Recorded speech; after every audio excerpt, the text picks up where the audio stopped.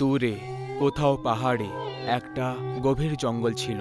জঙ্গলের গাছ এত ঘন ছিল যে সূর্যের আলো মাটিতে কখনো পড়তো না, আর দিনের আলোতেও ওই জঙ্গলে অন্ধকারই হয়ে থাকতো। ওই জঙ্গলে একটা অনেক বড় আর পুরনো বট গাছ ছিল, যার ভেতরে একটা ডাইনি বাস করত। সবাই তাকে জঙ্গলি ডাইনির নামে জানত। তার ভয় জঙ্গলের চারিদিকে ছড়িয়ে পড়েছিল। ওই ডাইনি এত মারাত্মক ছিল যে জঙ্গলি জানোয়াররাও তার থেকে অনেক দূরে দূরে থাকত। জঙ্গলের বাইরে একটা কুঁড়ে ঘর ছিল, যেখানে সুদীপ তার অসুস্থ মায়ের সাথে বাস করত। একদিন ওর মায়ের শরীর খুব খারাপ হয়ে গেল। মা, তোমার শরীর খুব খারাপ লাগছে, আমাকে জঙ্গলে গিয়ে কিছু ভেষজ ওষুধ আনতেই হবে।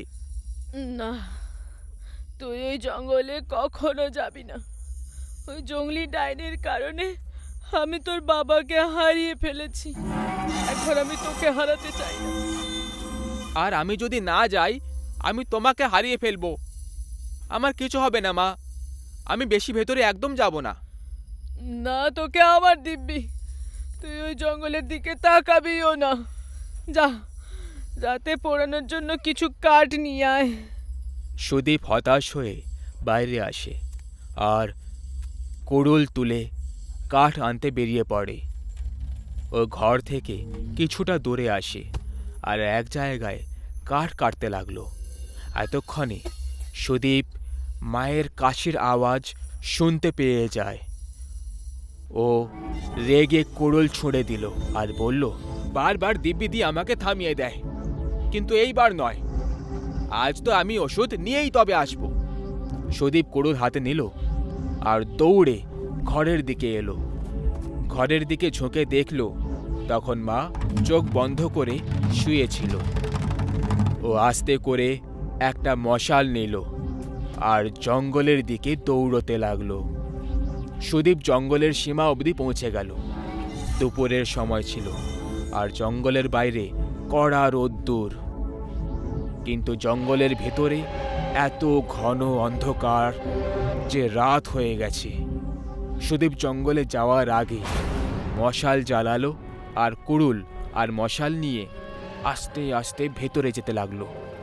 সুদীপ যত ভেতরের দিকে যাচ্ছিল, সূর্যের আলো ততই কমে যাচ্ছিল। কিছুক্ষণ পর আলোর দৃশ্য কম হয়ে গেল আর সুদীপ মশালের সাহায্যে আগে এগোতে লাগলো। ওই জঙ্গল একেবারে শান্ত ছিল, যেন জঙ্গলি ডাইনির ভয়ে চুপচাপ হয়ে রয়েছে। কিছুটা আগে এগোনোর পর সুদীপ ওখানে মানুষ আর জানোয়ারদের কঙ্কাল দেখতে পেল। ও ভয় পেয়ে গেল, কিন্তু তবুও সাহস করে আগে এগোতে লাগলো। চলতে চলতে ও সেই বটগাছের সামনে এসে পৌঁছলো। সুদীপ খুব সাহস করে ওই বটগাছের দিকে দেখল।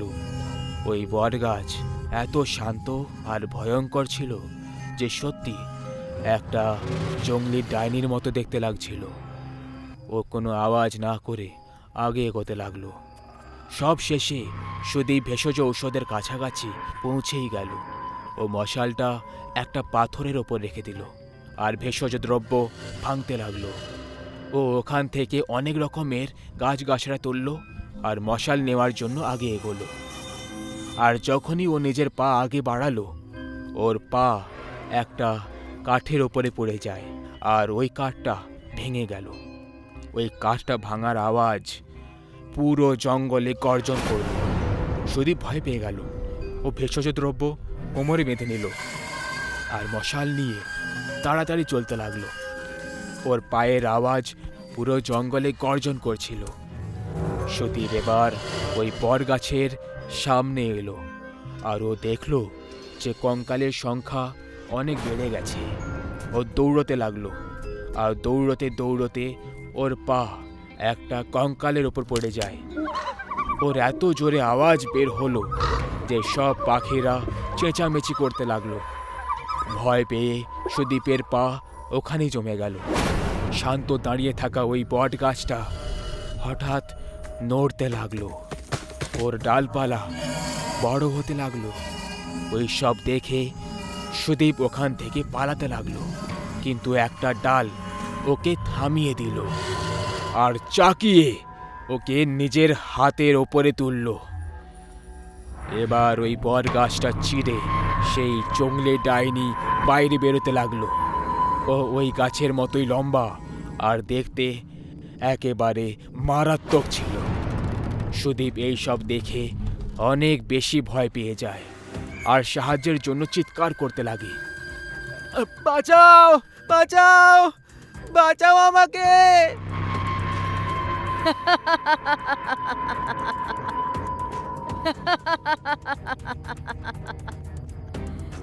এই অন্ধকার জঙ্গলে তোমাকে বাঁচানোর জন্য কেউ আসবে না।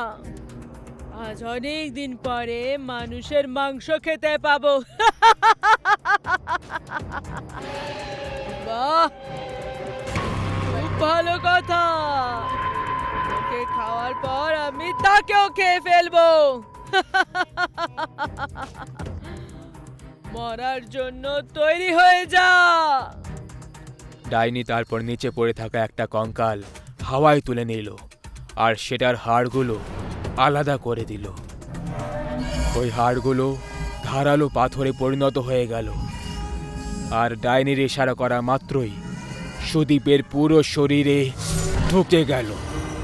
সুদীপ এক ঝটকায় মরে গেল। ডাইনি ওকে ডালপালা থেকে মুক্ত করে দিল আর সুদীপের দেহ ওখানেই হাওয়ায় দাঁড়িয়ে রইল। ডাইনি আবার ইশারা করল আর ওই সব হাড়গুলো সুদীপের শরীর থেকে বেরিয়ে আবার কঙ্কাল হয়ে গেল। সুদীপের পুরো শরীর থেকে রক্ত বেরোতে লাগলো। ডাইনি আবার জোরে জোরে হাসতে লাগলো আর ঠিক তখন একটা ডাল এলো আর সুদীপের পেটে ঢুকে গেল। ওই ডালটা সুদীপকে ডাইনির কাছে নিয়ে এলো। ডাইনি ওকে খাওয়ার জন্য নিজের মুখটা খুলল আর ডালটা সুদীপকে মুখের ভেতরে ছুঁড়ে দিল। ডাইনি সুদীপকে চিবোতে লাগলো আর ওর হাড়গুলোর ভাঙার আওয়াজ আসতে লাগলো।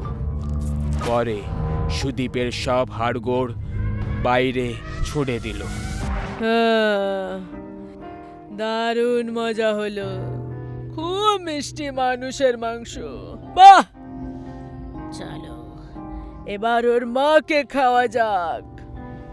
জঙ্গলের বাইরে রাত হয়ে গেছিল আর সুদীপের মা ঘরে সুদীপের অপেক্ষা করতে করতে ক্লান্ত হয়ে গেছিল।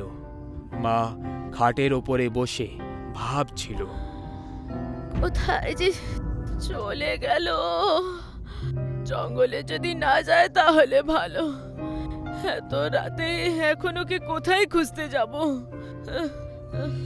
এরপর সুদীপ ঘরের ভেতরে এলো আর মায়ের পাশে বসে পড়ল। এত দেরি করে দিলি ঘরে আসতে, আমি তো খুব ভয় পেয়ে গেছিলাম। এখন আমি এসে গেছি তো, চলো আমরা এবার খাবার খাই গিয়ে। মা উঠে খাবার দিতে লাগলো, কিন্তু এ কি, সুদীপের শরীর ডাইনির রূপ ধারণ করে নিল। ওই ডাইনিকে দেখে মা ভয় পেয়ে যায় আর দৌড়তে লাগে, কিন্তু সে বেশি দূর অবধি দৌড়তে পারল না, কারণ বাইরে ওই বট গাছটা পুরো কুঁড়ে ঘরটাকে চারিদিক দিয়ে ঘিরে রেখেছিল। একটা ডাল মাকে চাকিয়ে তুলল আর ডাইনির সামনে নিয়ে গেল। আমার সুদীপ কোথায়?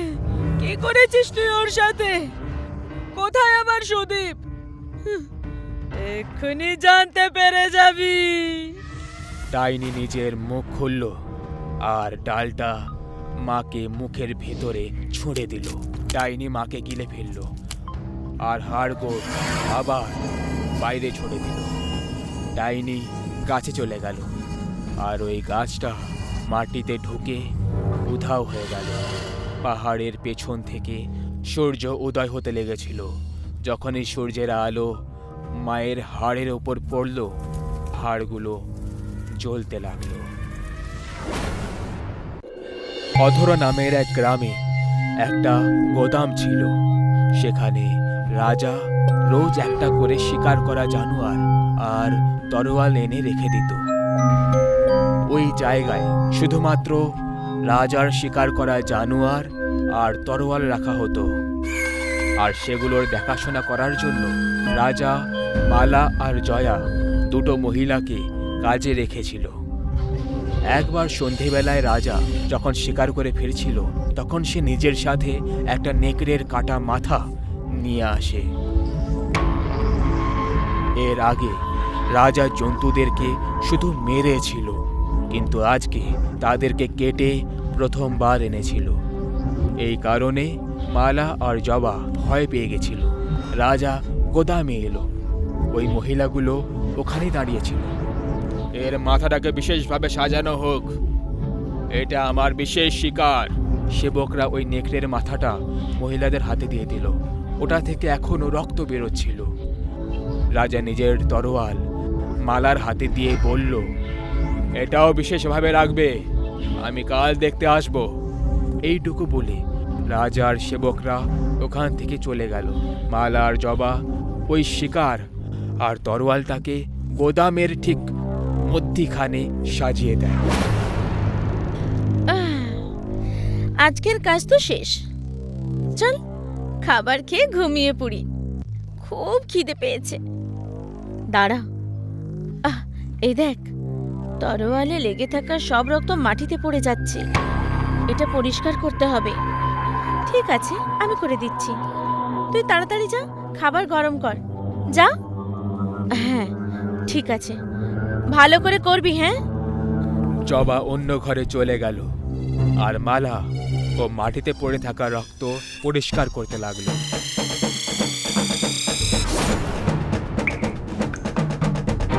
ওর মাথা তরোয়ালে পড়ে যাওয়ার কারণে কেটে যায় আর ওর শরীর দুই ভাগে ভাগ হয়ে যায়। তরোয়ালে মালা আর নেকড়ের রক্ত এক হয়ে নিচে মালার মাথায় পড়তে লাগলো। মালা এখনো যন্ত্রণায় ছটপট করছিল, কিন্তু কিছুক্ষণ পর ছটপট করতে করতে ও মরে গেল। মালার শরীর ঝিমিয়ে গেল। তরোয়ালের এই রক্ত এখনো ওর মাথায় পড়ে যাচ্ছিল। কিছুক্ষণ পর ওই কাটা নেকড়ের চোখ দুটো চমকাতে লাগলো, আর তার কারণে ওর ভয়ঙ্কর আর জ্যান্ত মনে হচ্ছিল। হঠাৎ করে মালার শরীর উঠতে উঠতে এলো আর মাথার সঙ্গে গিয়ে চিপকে গেল। তরোয়াল থেকে পড়া রক্তের ফোঁটা হাওয়ায় থেমে গেল আর মালার শরীর আস্তে আস্তে নড়তে লাগলো। ওর মধ্যে আবার প্রাণ এসে গেল। যখনই মালা নিজের চোখ খুলল, রক্তের সেই ফোঁটা তরোয়ালের দিকে আকর্ষিত হয়ে যায়। ওর চোখ দুটো একেবারে হলুদ হয়ে গেছিল। মাথায় কাটা দাগের চিহ্নটাও একদম সেরকমই ছিল, আর তার থেকে নেকড়ে আর মালার রক্ত একসাথে বয়ে যাচ্ছিল। মালার শরীরে নেকড়ের মতো চুল বেরোতে লাগলো, আর তার কারণে ও একটা কুৎসিত ডাইনির মতো লাগছিল।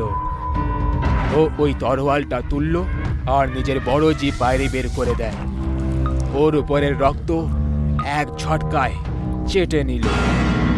তরোয়ালের কারণে ওর জিভ দুই ভাগে কেটে যায়, কিন্তু মুখ থেকে একটুও রক্ত বেরোল না। ওই ডাইনি নেকড়ের মতো চেঁচাতে লাগলো। ডাইনির শান্ত হওয়ার পরে জবার আওয়াজ এলো, মালা, কি করছিস?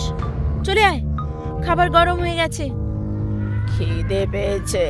তরোয়াল হাতে নিয়ে ডাইনি জবার দিকে এগোতে লাগলো। জবা একটা ছোট ঘরে বসে খাবার খাচ্ছিল। ঘরের দরজা ছোট হওয়ার কারণে মাথা ঝুঁকিয়ে ভেতরে যেতে হতো। ওই ডাইনি ঘরের দরজা অবধি এলো। জবা মালার শাড়ি দেখলো আর বলল, এসে গেছিস তুই?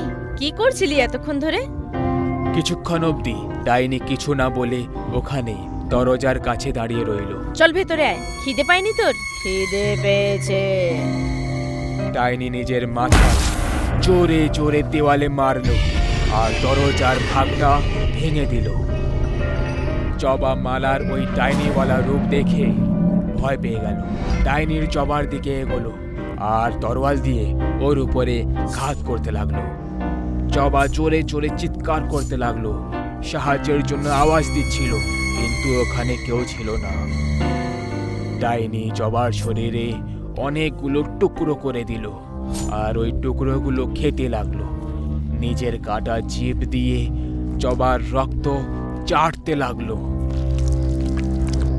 পরের সন্ধে যখন রাজা নিজের শিকার নিয়ে এলো, তখন গোদামের অবস্থা দেখে ভয় পেয়ে যায়। সে দেখল যে কালকের তরোয়ালটা নিজের জায়গায় ছিল না, মাটিতে চারিদিকে রক্ত পড়েছিল। এইসব কি হলো? মালা, জবা! রাজা আস্তে আস্তে ভেতরে আসতে লাগলো। রাজার দুটো সেবকও ভয়ে ভয়ে রাজার পেছনে যেতে লাগলো। চলতে চলতে রাজা ওই ছোট ঘরের কাছে পৌঁছলো আর ভেতরের ওই দৃশ্য দেখে আরো বেশি ভয় পেয়ে গেল। মাটিতে সব রক্ত আর নাড়ি ভড়ি পড়েছিল, যে কারণে রাজা নিজের তরোয়াল বের করলো আর আগে এগোতে থাকলো। হঠাৎ ডাইনি ওপর থেকে ওই দুটো সেবকের উপরে হামলা করে দিল আর তরোয়াল দিয়ে ওদেরকে মেরে ফেললো। ও রাজার উপরেও হামলা করলো, কিন্তু রাজা নিজের তরোয়াল সামনে করে নিজেকে বাঁচিয়ে নেয়। কে তুমি? মালা? খিদে পেয়েছে, তোমাকে খাবো। মালা, মানে তুমি জবাকে মেরেছো আর খেয়ে ফেলেছো? নরভক্ষী কোথাকার! ডাইনি এটা শুনে খুব রেগে গেল আর নেকড়ের আওয়াজে চিৎকার করতে লাগলো। ডাইনি রাজার উপরে জোরে আক্রমণ করলো আর তার তরোয়াল ভেঙে দিল। তখনই দ্বিতীয়বার ঘাত করলো আর তার মাথা ধড় থেকে আলাদা করে দিল। তিনজনকে মারার পরে ওদের বডিগুলোকে টেনে টেনে ভেতরে নিয়ে গেল আর এক একজনকে কেটে কেটে খেতে লাগলো। খিদে পেয়েছে। একদিন রাত্রে ডক্টর ফ্রেডি তার ল্যাবে একটি এক্সপেরিমেন্ট করছিলেন। ল্যাবে উনি ছাড়া আর কেউই ছিল না। উনি খুবই মন দিয়ে ওই এক্সপেরিমেন্টটাকে সফল করবার চেষ্টা করছিলেন। ওনার মুখটা একটা কাপড় দিয়ে ঢাকা ছিল আর ওনার মাথায় কোনো চুল ছিল না। উনি খুব সাবধানে একটা গোলাপি রঙের মিশ্রণ আর একটা সবুজ রঙের মিশ্রণকে নিজের হাতে নাড়াচ্ছিলেন। এবার এই দুটো মিশ্রণ মিশে গেলেই আমার প্রয়োগ সফল হয়ে যাবে আর আমার পুড়ে যাওয়া মুখটা আবার ঠিক আগের মতো সুন্দর হয়ে যাবে। মিশ্রণ খুব ভালোভাবে নাড়ানোর পর উনি ওই মিশ্রণ দুটিকে নিচে টেবিলের ওপর রাখেন আর নিজের মুখ থেকে কাপড়টা খুলে ফেলেন। কাপড়টা খুলতেই তার পুড়ে যাওয়া ভয়ঙ্কর মুখটা সামনে এলো। ডক্টর ফ্রেডি দুটো রঙের মিশ্রণকে তুললেন আর খুব সাবধানে আর ধীরে ধীরে সবুজ মিশ্রণটাকে গোলাপি মিশ্রণের মধ্যে মিক্স করতে গেলেন। ডক্টর ফ্রেডি যখন মিশ্রণটা ঢালছিলেন তখন হঠাৎই ল্যাবের জানলাটা খুলে গেল আর ডক্টর ফ্রেডি ভয় পেয়ে গেলেন। ভয় পাওয়ার জন্য ওনার মনোযোগ নষ্ট হলো আর ওই সবুজ রঙের মিশ্রণটি ওনার দুই হাতের ওপর পড়ল। ওই গরম মিশ্রণ ওনার হাতের ওপর পড়ায় ওনার আঙুলগুলো জ্বলতে শুরু করলো আর আঙুলগুলো থেকে ধোঁয়া বেরোতে লাগলো। ডক্টর ফ্রেডি তাতে আরো ভয় পেয়ে গেলেন। উনি বুঝতেই পারলেন না যে হলোটা কি। উনি সঙ্গে সঙ্গে গিয়ে জলের নিচে তার হাত দুটো ধুলেন, কিন্তু কোনো লাভ হলো না। কিছুক্ষণের মধ্যেই তার আঙুলের চামড়াগুলো পুরোপুরি পুড়ে গেল আর ভেতরের হাড়গুলোকে দেখা যেতে লাগলো। তার ফলে ওনার হাত দুটোকে মুখের মতোই খুব খারাপ দেখতে হয়ে গেল। আরে এটা কি হলো? এবার আমি এটা ঠিক কি করে করব? এই সবুজ মিশ্রণটা তো আমার গোটা চামড়াটাই পুড়িয়ে দিল। ডক্টর ফ্রেডি খুব উদাস হয়ে গেলেন, কারণ ওনার এক্সপেরিমেন্টটা ফেল হয়ে গেল। আর হঠাৎই ওনার দৃষ্টি গিয়ে পড়ল ওই গোলাপি মিশ্রণ। ওনার মাথায় একটা বুদ্ধি এলো। যদি এই গোলাপি মিশ্রণটা দিয়ে আমার কোনো কাজ হয় তাহলে আমার হাতটা ঠিক হয়ে যেতে পারে। আমার একবার অন্তত চেষ্টা করে দেখা উচিত। ডক্টর ফ্রেডি তার কাঁপা কাঁপা হাতে ওই গোলাপি মিশ্রণটি তুললেন আর নিজের হাতের উপর ঢাললেন। ওনার পুড়ে যাওয়া আঙুলগুলো থেকে আবার ধোঁয়া বেরোতে শুরু করলো, কিন্তু এইবার তার জ্বালা করছিল না। কিছুক্ষণ পরে তার আঙুলের চামড়াগুলো আগের মতো হয়ে গেল। আরে এটা তো খুব ভালো হলো। এবার আমার এই হাতগুলো আমার শরীর থেকে আলাদা দেখতে লাগবে না।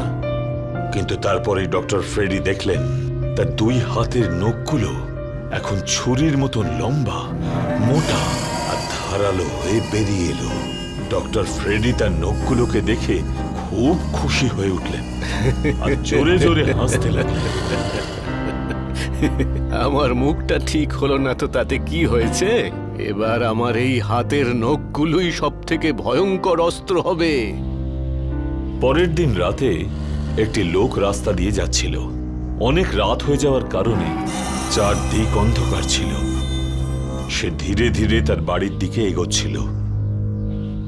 হঠাৎ সে কারুর পায়ের শব্দ শুনতে পেল। সে ঘাড় ঘুরিয়ে দেখল অন্ধকারে কেউ যেন দাঁড়িয়ে আছে। কে কে ওখানে?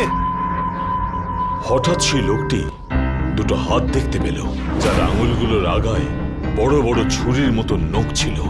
সেই লোকটি অত্যন্ত ভয় পেয়ে গেল আর ভয়ের চোটে চিৎকার করে দৌড়তে শুরু করলো। পরের দিন সকালে পুলিশ ওই লোকটির লাশ ওই রাস্তার উপর খুঁজে পেল। তাকে ভয়ঙ্করভাবে হত্যা করা হয়েছে। পুলিশ যখন তার লাশ পেল তখন তার সারা দেহে 5টা গর্ত ছিল, যা দিয়ে তখনও রক্ত বেরোচ্ছিল। সেই গর্তগুলো কোনো ধারালো জিনিসের আঘাতে হয়েছে আর তার ফলেই ওই লোকটির মৃত্যু হয়েছে। অফিসার কুমার এই মার্ডারের তদন্ত করছিলেন। আশেপাশে কোনো মার্ডার ওয়েপেন পেয়েছো অথবা অন্য কোনো প্রমাণ? না স্যার, সব জায়গায় দেখে ফেলেছি, কোথাও কোনো ওয়েপন বা কোনো প্রমাণ পাইনি। পুলিশ অফিসার কুমার এটা বুঝতেই পারছিলেন না যে এই হত্যাটি কোন হাতিয়ার দিয়ে হয়েছে, কারণ আশেপাশে কোথাও কোনো মার্ডার ওয়েপন ছিল না। অফিসার কুমার আর তার টিম পুরো 2 দিন ধরে ইনভেস্টিগেশন করে, কিন্তু তাদের হাতে কোনো রকম প্রমাণ আসে না। 2 দিন পর আবারও রাত্রে সেই রাস্তার ওপর আরেকজন মহিলাকে হত্যা করা হলো। অফিসার কুমার আর তার টিম ওখানে তদন্ত করবার জন্য উপস্থিত হলো। অফিসার কুমার দেখলেন যে এই মহিলাটির মুখের ওপরও আগের মতোই 5টা গর্ত রয়েছে আর সেখান দিয়ে রক্ত বেরোচ্ছে। কিন্তু এইবারে একটা ব্যাপার দেখে তারা খুব চমকে গেলেন। ওই মহিলাটির মাথার ওপরে যে গর্তটি ছিল তাতে কিছু একটা আটকে ছিল। অফিসার কুমার ওখান থেকে সেটি বার করলেন আর তার ওপরের রক্তটা পরিষ্কার করে খুব মন দিয়ে দেখলেন। এই জিনিসটা আসলে কি? মনে হচ্ছে এই ধারালো জিনিসটা দিয়েই এই মহিলাকে খুন করা হয়েছে। স্যার, এটা তো কারোর নখের মতো দেখতে লাগছে। কিন্তু এটা কোনো পশুর নখ বলে তো মনে হচ্ছে না। এটা নিশ্চয়ই কোনো মানুষের নখ। কিন্তু স্যার, কোনো মানুষের নখ এতটা বড় কিভাবে হতে পারে? সেটাই তো আমাদের খুঁজে বের করতে হবে। ভালো করে দেখো, তাহলেই বুঝতে পারবে যে এই নখটা মাঝখান থেকে ভাঙেনি, বরং আঙুল থেকেই আলাদা হয়ে গেছে। একটা কাজ করো, এটাকে টেস্টিং এর জন্য ফরেন্সিক ল্যাবে পাঠিয়ে দাও। আর এতে যে রক্ত লেগে আছে তার ডিএনএ ভেরিফাই করো, আর তারপরে আমাদের ডেটায় এটা কার সঙ্গে ম্যাচ করে সেটা দেখা যাবে।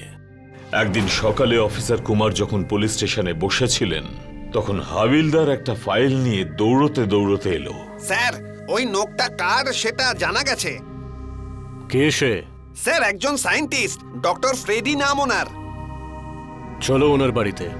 অফিসার কুমার আর হাবিলদার পুলিশ স্টেশন থেকে সোজা ডক্টর ফ্রেডির ল্যাবে গিয়ে পৌঁছানোর পর তারা দেখলো যে ল্যাবে তালা লাগানো রয়েছে আর ডক্টর ফ্রেডিও সেখানে নেই। স্যার, মনে হচ্ছে উনি আমাদের আসার ব্যাপারে আগে থেকেই জানতেন, সেই জন্য পালিয়ে গেছেন। না, পালাননি উনি কোথাও। পরবর্তী মার্ডারের জন্য প্রস্তুতি নিচ্ছেন হয়তো। আর ওনার আগের মার্ডার প্যাটার্ন অনুযায়ী আজ রাতেই খুনটা হবে বলে মনে হচ্ছে। কিন্তু কোথায়? ওই রাস্তাটাতেই যেখানে আগের 2টো মার্ডার হয়েছিল। কিন্তু আমরা ওনাকে ধরবো কিভাবে স্যার? আমাদের কাছে তো কোনো উপযুক্ত প্রমাণই নেই। আমরা একটা ট্র্যাপ করে ওনাকে হাতে নাতে ধরবো। কি ধরনের ট্র্যাপ স্যার?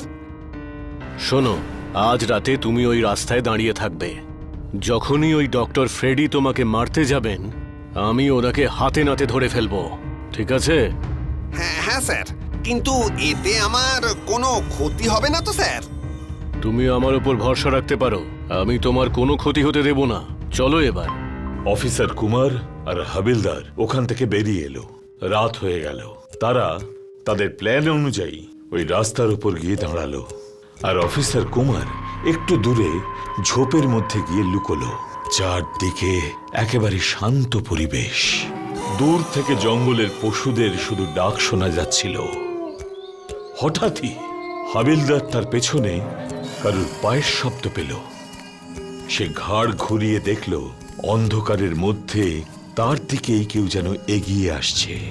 সেই মানুষটি কাছাকাছি আলোর মধ্যে আসতে হাবিলদার দেখতে পেল যে সেই মানুষটি আর কেউ নয়, বরং ডক্টর ফ্রেডি নিজেই। ওনার ওই ভয়ঙ্কর নখ আর বিকৃত মুখ অন্ধকারে আরো ভয়ঙ্কর দেখতে লাগছিল। হাবিলদার একটু ভয় পেয়ে একটু পিছিয়ে এলো। এদিকে অফিসার কুমারও দেখতে পেল যে ডক্টর ফ্রেডি ওখানে এসে দাঁড়িয়েছে। সেজন্য সেও হাবিলদারের দিকে দৌড়ে এলো। কিন্তু অফিসার কুমার ওখানে পৌঁছানোর ঠিক আগেই ডক্টর ফ্রেডি তার ধারালো নখগুলো হাবিলদারের বুকের মধ্যে ঢুকিয়ে দিল আর ঝট করে বার করল। হাবিলদারের বুকে 9টি গর্ত হয়ে গেল, কারণ ডক্টর ফ্রেডির একটা নখ আগেই ভেঙে গিয়েছিল। সমস্ত গর্ত দিয়ে রক্ত বেরোতে লাগলো আর হাবিলদার নিচে পড়ে গেল। সেই মুহূর্তেই অফিসার কুমার ওখানে পৌঁছল আর উনি তার বন্দুক বার করে ডক্টর ফ্রেডিকে ফায়ার করলেন। ডক্টর ফ্রেডির বুকে গুলি লাগাতে তিনি ওখানেই নিচে পড়ে মারা গেলেন। যে মুহূর্তে উনি মারা গেলেন সেই মুহূর্তেই তার সমস্ত নখ তার আঙুল থেকে আলাদা হয়ে নিচে পড়ে গেল। অফিসার কুমার ওখানেই হাবিলদারের পাশে দাঁড়িয়ে ফোনে অ্যাম্বুলেন্সের লোকদের ডাকছিলেন। তিনিও যথেষ্ট ভয় পেয়ে গিয়েছিলেন, কারণ উনিও ওনার সারা জীবনে ডক্টর ফ্রেডির মতন কোনো মানুষ দেখেননি। ডক্টর ফ্রেডির মৃত্যুর পর অবশেষে ওই ভয়ঙ্কর হত্যালীলা শেষ হয়ে গেল।